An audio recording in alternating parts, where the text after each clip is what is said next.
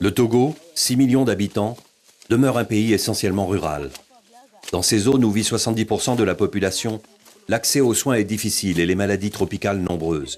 Paludisme, bilharziose, maladies du sommeil, mais aussi des pathologies moins connues dont les conséquences sans traitement sont extrêmement invalidantes.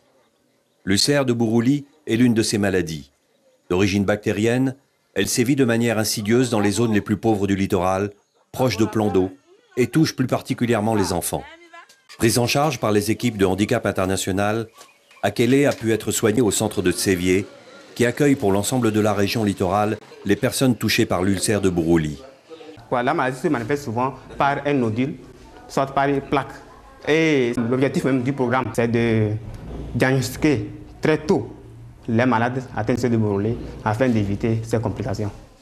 Ce dépistage précoce est renforcé par des actions de sensibilisation, notamment auprès des enfants avec le témoignage de personnes atteintes par la maladie. Avec 45 personnes dont 5 expatriés, le travail de handicap international au Togo va bien au-delà de la sensibilisation. L'association a mis en place tout un volet de rééducation et de soins à domicile pour les personnes gravement touchées par l'ulcère de Buruli.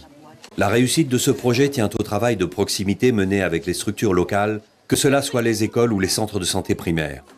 Dans une société rurale encore extrêmement traditionnelle, les équipes se sont également attachées à créer des liens avec les médecins traditionnels ou tradithérapeutes afin qu'ils réfèrent eux-mêmes les patients au centre de Tsévié et éviter ainsi les séquelles invalidantes de la maladie. Akele ne remarchera jamais, mais les soins reçus ont stoppé la maladie. Le tricycle fourni par Handicap International est pour elle une nouvelle étape, la possibilité de retourner à l'école, d'avoir une existence en dehors de la maison et de construire sa vie.